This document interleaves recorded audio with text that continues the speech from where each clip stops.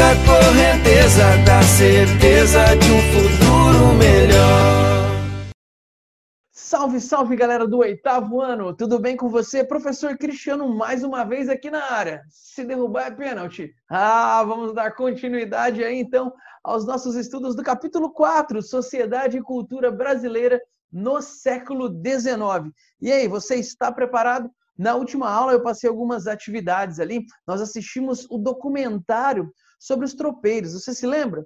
Porque na primeira aula eu apresentei para vocês um cenário aí cultural do Brasil no século XVIII, nesse período que antecedeu aí o século XIX e a chegada da família real portuguesa ao território brasileiro. E aí nós vimos ali alguns elementos culturais que existiam no Brasil já no século XVIII.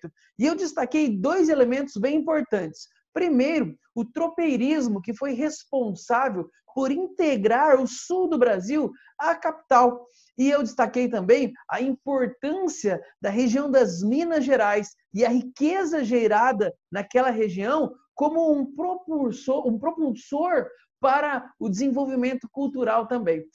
Na última aula, eu apresentei para vocês, então, um documentário exatamente de maneira mais detalhada ali, o movimento tropeiro. E como ele foi importante não apenas para promover a integração entre o sul do Brasil e a capital e a região das Minas, mas também foi importante porque no caminho dos tropeiros surgiram diversas cidades, no Rio Grande do Sul, em Santa Catarina e no Paraná. Aqui no nosso estado, no Paraná, eu posso destacar a cidade da Lapa, a cidade de Castro, a própria cidade de Ponta Grossa também, como pontos importantes de parada destes tropeiros que viajavam desde lá do extremo sul até as feiras que ocorriam no estado de São Paulo, na região de São Paulo, na época província de São Paulo, principalmente ali na região de Sorocaba. Mas eu passei para vocês alguns exercícios, um roteiro ali com algumas perguntas para que você prestasse atenção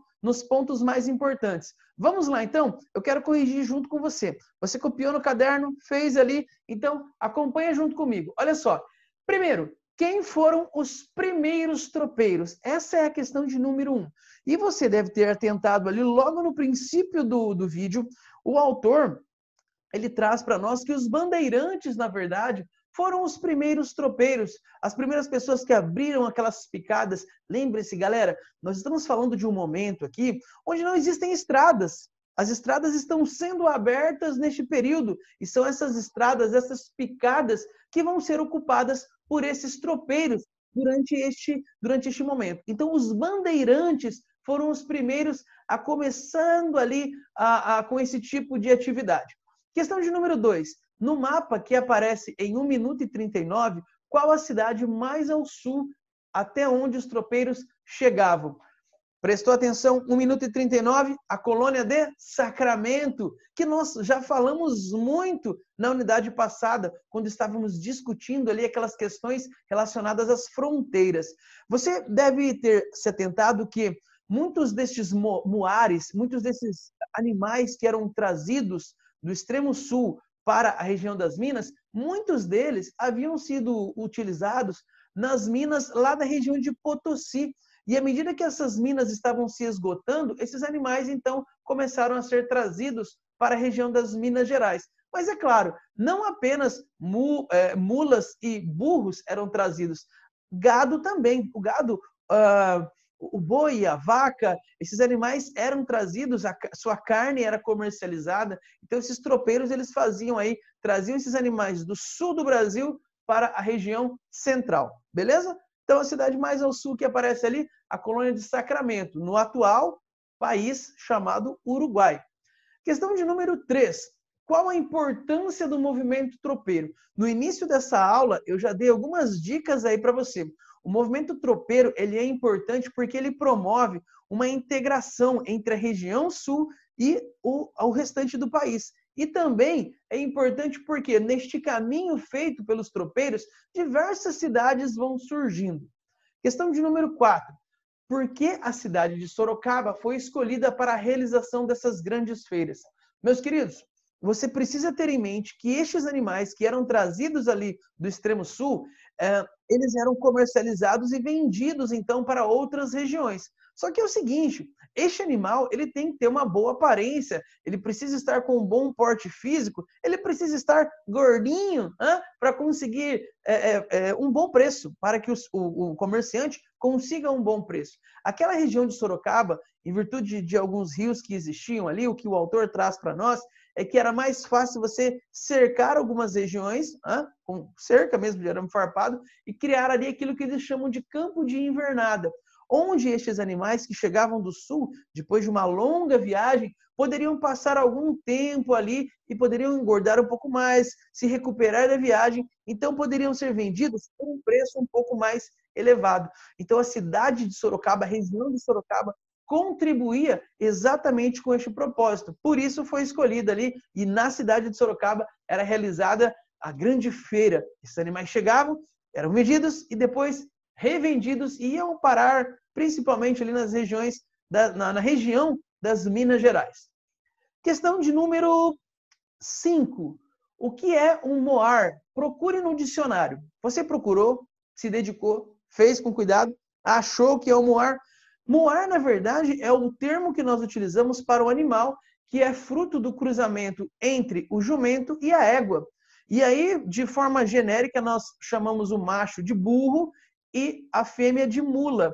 Então, são animais que são importantes, você deve ter percebido ali no vídeo, porque ele agrega a velocidade de um equino, de um cavalo, e a resistência de um jumento. Então, essa combinação faz com que esses animais sejam muito úteis para o transporte de cargas, sejam muito úteis, não apenas nas minas, mas para o transporte de cargas de forma geral. Por quê? Mais uma vez eu vou frisar, nós estamos falando de um período onde não existem estradas abertas por todos os lados no Brasil. Então, o transporte de mercadorias, ele não pode ser feito em carroças, precisa ser feito no lombo ali de animais. E estes animais, os moares, eles aguentam uma grande quantidade, uma grande carga, têm resistência e desenvolvem uma certa velocidade, exatamente por ser esse cruzamento ali do jumento com a égua, e dando uma nova origem ali, que são os moares.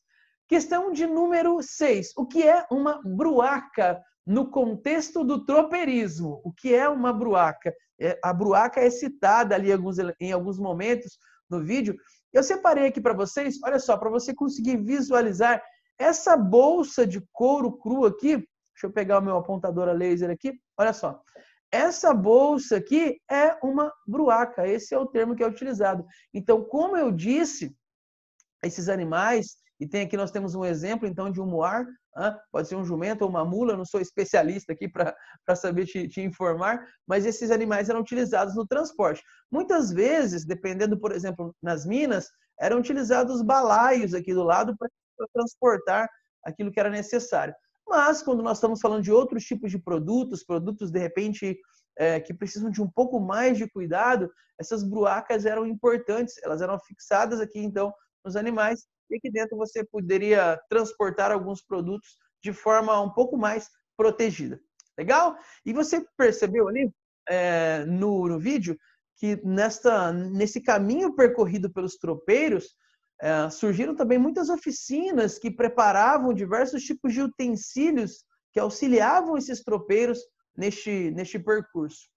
Questão de número 7. Como os tropeiros se transformaram em difusores de cultura? Galera, bem simples, bem tranquilo. Esses tropeiros eram viajantes. Eles estavam num constante processo de deslocamento, um processo de ir e vir. E muitas vezes, neste ir e vir, eles traziam notícias, levavam instrumentos. Então, de repente, um instrumento de uma região mais rica, ou, por exemplo, de um instrumento de uma região mais desenvolvida, que havia chegado da Europa, porque as coisas chegavam na Europa, chegavam no Rio de Janeiro e acabavam se difundindo para as cidades maiores. Entretanto, no interior, demorava mais para chegar. E esses tropeiros, às vezes, levavam esses instrumentos, levavam essas histórias, traziam outras histórias. Então, desta maneira, dá para dizermos, sim, que eles foram difusores de cultura e, mais uma vez, eu volto a ressaltar, eles promovem essa integração entre as diferentes partes do Brasil. Legal? Galera, eu tinha pedido que vocês fizessem também na página 53 alguns exercícios. E eu quero corrigir junto com você agora. Olha só. Número 1. Com base no que foi estudado, relacione o ciclo da mineração ao desenvolvimento de outras atividades econômicas e novos grupos sociais. Então, veja bem aqui que agora nós estamos fazendo uma mudança aí de recorte. Estamos falando ainda sobre o século XVIII, estamos falando ainda sobre o desenvolvimento cultural, mas agora não estamos falando do tropeirismo, do movimento tropeiro. Nós estamos falando agora exatamente da região das Minas Gerais. Você se lembra que estão relacionados, não é? O desenvolvimento econômico na região das Minas é o que faz com que a economia no interior do Brasil ela se desenvolva.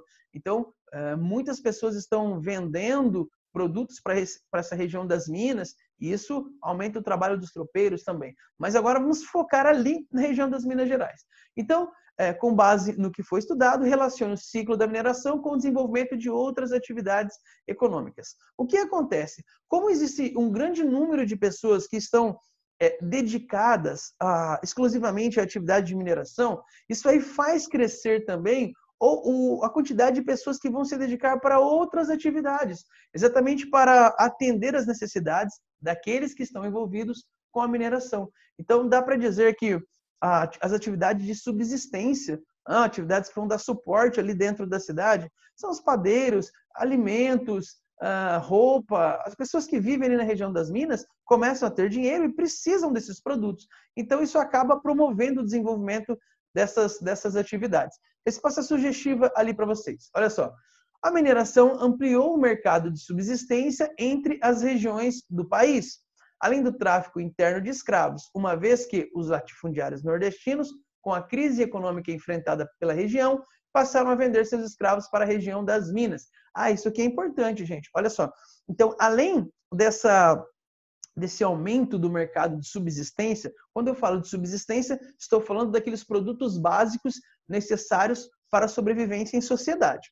Além disso, no caso específico das Minas Gerais, você tem ali uma grande quantidade de escravos que são trazidos para aquela região e muitos deles vêm exatamente do Nordeste. Por quê? O ciclo açucareiro no Brasil está em declínio. Lembra disso? A concorrência ali do açúcar que está sendo produzido na Europa, o açúcar que está sendo produzido pelos holandeses ali na região das Antilhas. Então, lá no Nordeste, o ciclo da cana-de-açúcar está em declínio. Então, nós temos uma grande quantidade de escravos. E muitos desses escravos são vendidos, então, para a região das Minas Gerais. Letra B. Novos grupos sociais surgem? Claro que surgem. Essa diversidade, quando eu tenho ali uma diversidade de atividades, eu começo a ter agora novos agentes sociais e pessoas que começam a ter uma importância dentro da sociedade à medida que vão se tornando mais ricas também. Resposta sugestiva. Olha só.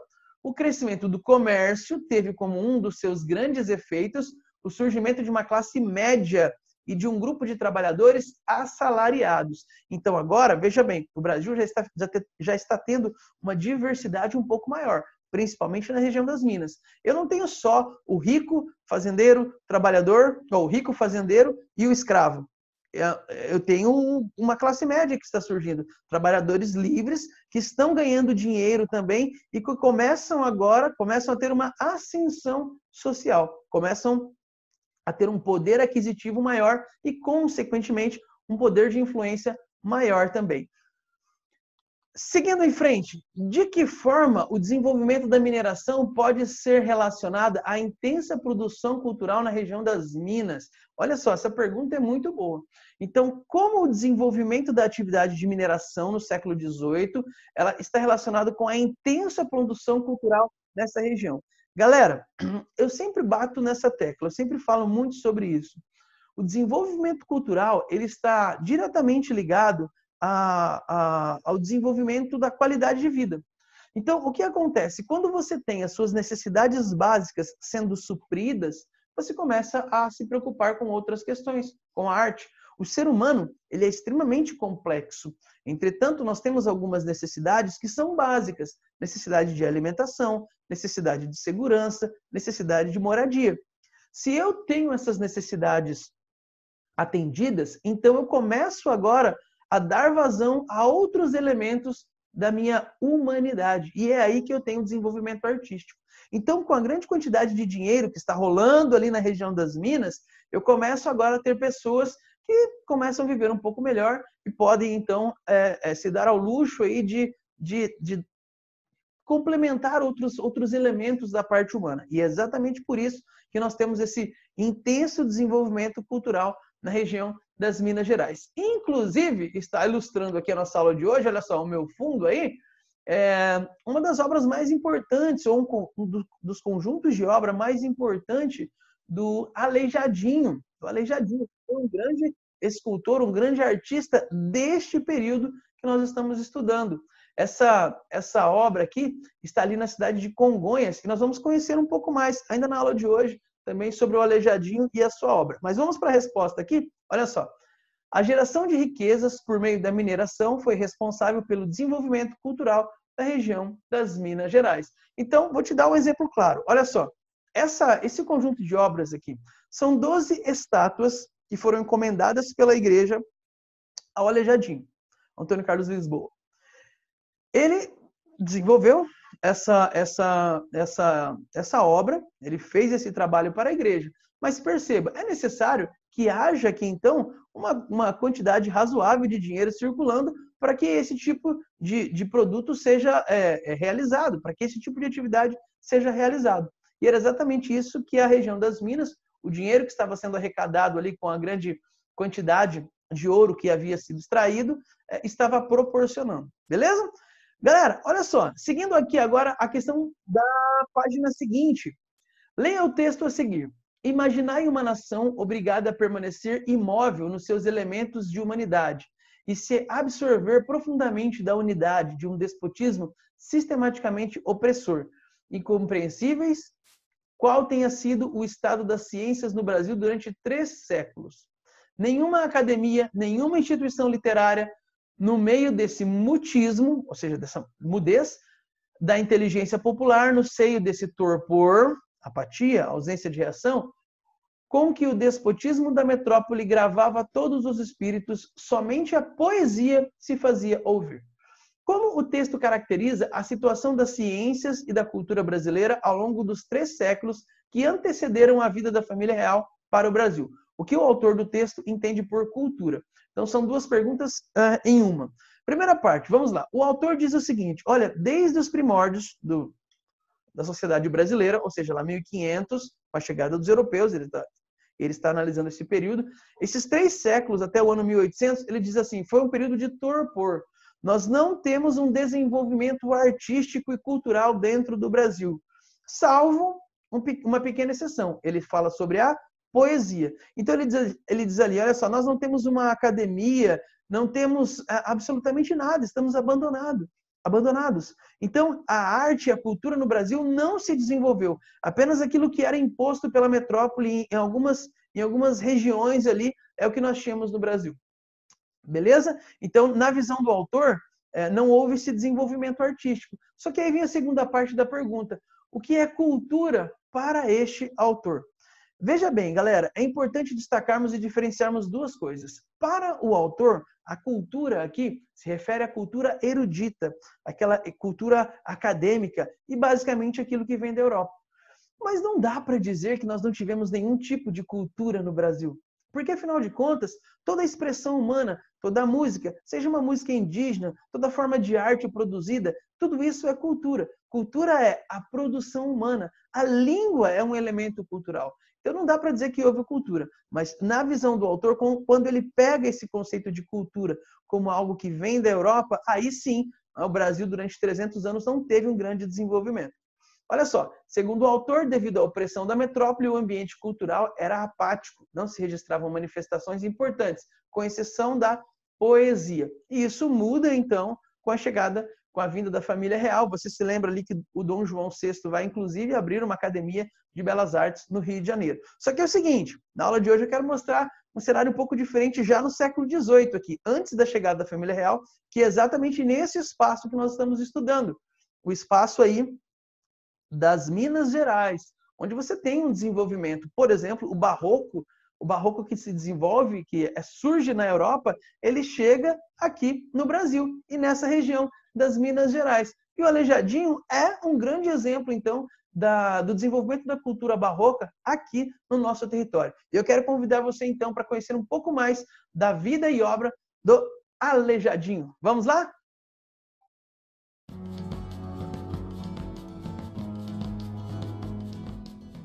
Aleijadinho entrou para a história como um dos artistas mais talentosos do Brasil colonial.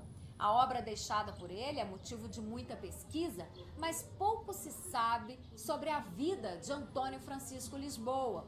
Por isso agora nós vamos mostrar o que os pesquisadores já conseguiram decifrar sobre o homem por trás do artista e ainda o que está sem resposta. Tente imaginar Ouro Preto por volta de 1730. As atenções do mundo estavam voltadas para o ouro deste lugar, Vila Rica. Milhares de pessoas entre portugueses, escravos e ex-escravos circulavam pelas ruas da capitania mais populosa da época. Nenhum lugar do mundo nesse momento, uma divisão administrativa, uma província ou uma capitania ou um condado, alguma coisa, nenhum lugar do mundo nesse momento tem uma população de escravos tão grande quanto existe em Minas Gerais. Também se conforma nessas Minas Gerais da segunda metade do século XVIII, sem dúvida alguma, a maior população de ex-escravos e descendentes diretos desses ex-escravos em todo o mundo escravista. Nada se compara ao que existe em Minas Gerais na segunda metade do século XVIII, nem na América Portuguesa, nem em outros lugares escravistas do mundo. E nós estamos falando também da capitania, ou seja, da região que se conforma em uma das mais ricas e mais importantes regiões do planeta. A união entre portugueses e ex-escravas deu início a uma sociedade mestiça e livre. É nela que nasce Antônio Francisco Lisboa. O Aleijadinho é esse mundo, né? Esses primeiros 30 anos que a gente está falando da produção colonial mineira, era um burburinho de artistas, de aprendizes, de mestres. A primeira mão de obra local está sendo formada nesse momento e existia, ao mesmo tempo, uma mestiçagem cultural, uma mistura nos canteiros de obras, de pessoas aprendendo técnicas e métodos diferentes. Existia também uma mistura biológica. O Aleijadinho nasce disso. Ele é filho de um grande arquiteto português como escravo, né? E certamente aprendeu coisas do ofício do pai e de outros mestres, provavelmente amigos do pai dele. Então, o Aleijadinho, ele é o resumo perfeito desse mundo, né? De todas as contradições do período colonial mineiro, de todos os problemas e também de toda a pulsão artística que esse mundo produz. O artista passou a infância no bairro Antônio Dias, em Ouro Preto. O pai dele tinha 2 casas aqui, mas quando exatamente Aleijadinho teria nascido? A data de nascimento de Antônio Francisco Lisboa sempre foi motivo de pesquisa entre os historiadores, mas uma descoberta recente pode colocar o fim a essa dúvida. O senhor acredita que tenha descoberto essa data? Sim, nós tivemos durante longo tempo uma discussão muito grande se Aleijadinho teria nascido no ano de 1730 ou no ano de 1738, como indica o seu registro de óbito. Recentemente nós fizemos uma descoberta no acervo da matriz de Antônio Dias, em Ouro Preto, de um registro de 26 de junho de 1737, de um Antônio, filho de uma Isabel Preta Forra, em uma data que é absolutamente coincidente com os outros elementos que nós conseguimos levantar a respeito de Aleijadinho. O documento é um registro de batismo. A descoberta levou o promotor a publicar um livro. Agora ele quer continuar os estudos para esclarecer outros mistérios. Ele deixou descendentes e eu ainda não perdi a esperança de conseguir encontrar. Aleijadinho passou os últimos anos da vida morando neste casarão em Ouro Preto, identificado como a casa de Joana, a nora do artista. Pouco mais de 40 anos depois da morte de Aleijadinho, Joana foi entrevistada por um professor. Graças às declarações dela, ele conseguiu fazer a primeira biografia do mestre. Este livro de Rodrigo Bretas serviu de base para todas as pesquisas que vieram depois. No livro, Joana conta tudo o que presenciou nos 2 anos em que cuidou de Aleijadinho. Ela também descreve os sintomas da doença. Antônio Francisco perdeu todos os dedos dos pés, do que resultou não poder andar senão de joelhos. Os das mãos atrofiaram-se e curvaram, e mesmo chegaram a cair, restando-lhe somente, e ainda assim, quase sem movimento, os polegares e os índices. Hoje quem vive no sobrado é seu Anísio. Ele conta que o casarão já está na família há mais de 3 gerações e, por ter sido a casa onde Aleijadinho morou, nunca deixou o pai vendê-la. Ele falou com a mulher que ia vender, eu falei, não vende não. Ele te atendeu? Ele atendeu. Há exatos 200 anos, em 1814, o corpo de Aleijadinho foi enterrado nessa igreja, a matriz de Nossa Senhora da Conceição de Antônio Dias. Mas qual doença teria levado o artista à morte? Os restos mortais dele foram exumados várias vezes em busca de respostas. Essa imagem, encontrada pelo Centro de Documentação da TV Globo Minas, mostra uma exumação feita em 98. Uma equipe de médicos e cientistas vai investigar a doença de um dos maiores artistas brasileiros do século XVIII. A exumação terminou com uma surpresa. Foram encontradas 3 ossadas. Uma é do Aleijadinho, outras 2 desconhecidas. Encontramos o especialista que participou da exumação. O médico publicou um livro mostrando o resultado dos exames. Ele não tem dúvidas. A nora do Aleijadinho afirmou que ele apresentava mutilações nas mãos de tal maneira que ficou só com 2 dedos em cada mão, o indicador e o polegar, e que perdeu praticamente quase todo o pé, que tinha que andar de joelhos. E, além disso, ela descreveu muito bem uma paralisia facial. Eu não tenho a menor dúvida, nenhum dermatologista que eu procurei, que eu consultei, colegas meus, eu procurei saber deles, fora as descrições antigas, todos eles concordam que o Aleijadinho foi portador de hanseníase. Os ossos avermelhados encontrados durante a exumação levantaram a dúvida sobre uma outra doença, a porfiria.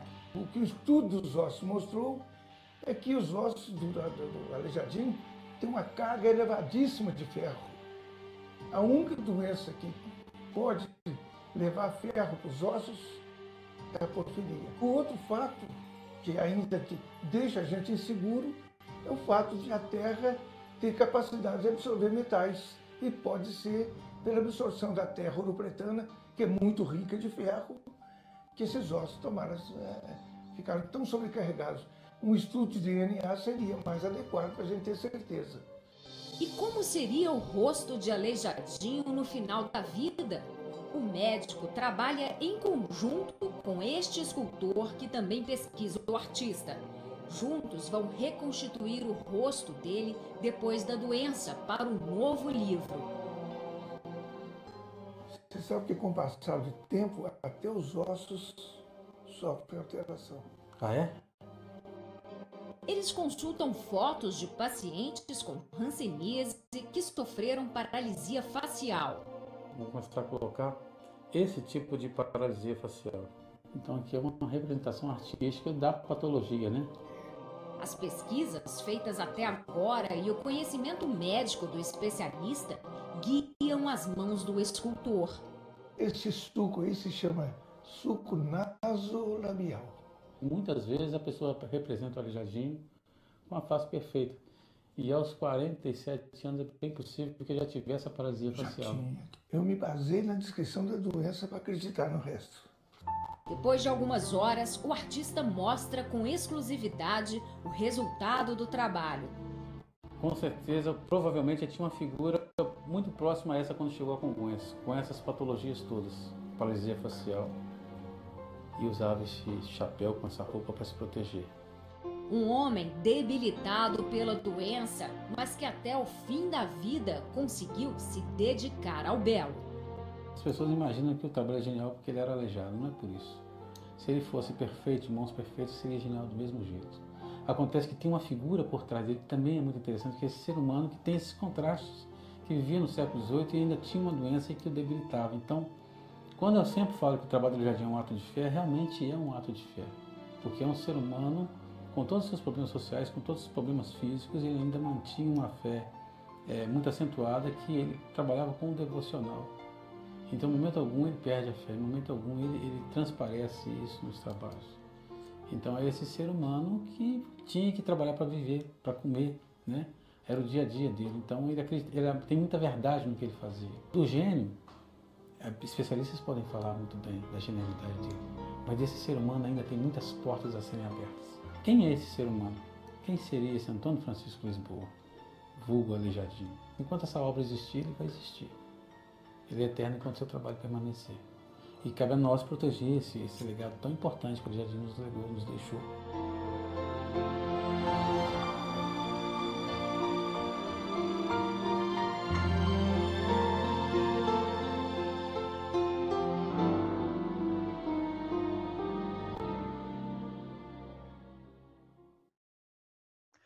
Muito bem, pessoal. Agora eu vou chamar a tua atenção para especificamente essa obra aqui. Um videozinho curtinho para você conhecer um pouco mais em detalhes essa obra. Acompanhe aí.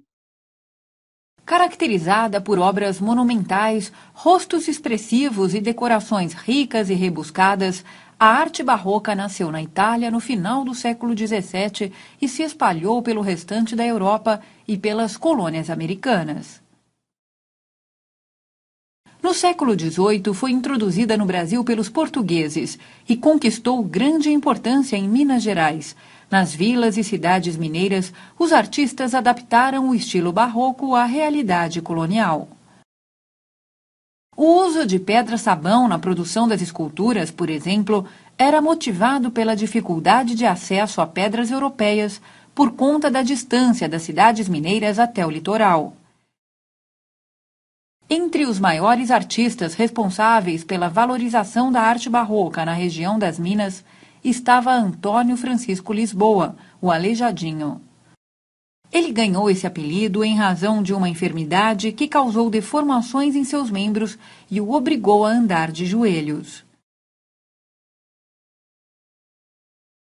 Uma das principais obras-primas de Aleijadinho é o conjunto de esculturas em pedra-sabão chamado Os 12 Profetas do Santuário do Bom Jesus de Matozinhos, localizado em Congonhas, Minas Gerais. Encomendadas pela Igreja Católica, as esculturas foram produzidas em tamanho real entre 1800 e 1805, e sua função era auxiliar na catequese das pessoas que não sabiam ler. O profeta Daniel, por exemplo, foi esculpido com uma coroa de louros na cabeça para simbolizar a vitória. Segundo a narrativa bíblica, Daniel foi acusado de desobedecer a uma ordem real. Como punição, ele foi encarcerado em uma cova cheia de leões, mas no dia seguinte, devido à sua fé, foi solto sem nenhum ferimento. Outra escultura é a do profeta Abdias. Ele foi representado jovem, sem barba, com um gorro e uma túnica longa. Apontando um dedo para o céu, Abdias carrega um pergaminho com dizeres sobre a falta de solidariedade entre os mais fracos diante de um opressor. As características realistas, como olhos espaçados, gestos de mãos e braços, lábios entreabertos e dobras de roupas, sugerem movimento às figuras. Esses recursos expressivos possibilitam que a obra deixe de apenas representar uma história para também promover formas de interação com o observador. Show de bola, galera! Esse então foi o nosso Antônio Francisco Lisboa, o Aleijadinho. Nós chegamos ao final dessa aula, onde podemos conhecer um pouco mais alguns elementos então culturais aí da região das Minas Gerais. E na próxima aula nós damos continuidade, aí sim falando sobre a chegada da família real portuguesa no Rio de Janeiro e as transformações ocorridas no século XIX. Legal? Te espero então na próxima aula. Grande beijo no seu coração e até lá. Tchau! Novos mares, horizontes, aonde quer chegar. O que quiser, tudo alcança, basta acreditar. Novos tempos de mudança, com o pé no chão. Mergulhando nos estudos, acha a solução. O amanhã não é um mistério pra quem leva a sério. Siga a correnteza da certeza de um futuro melhor.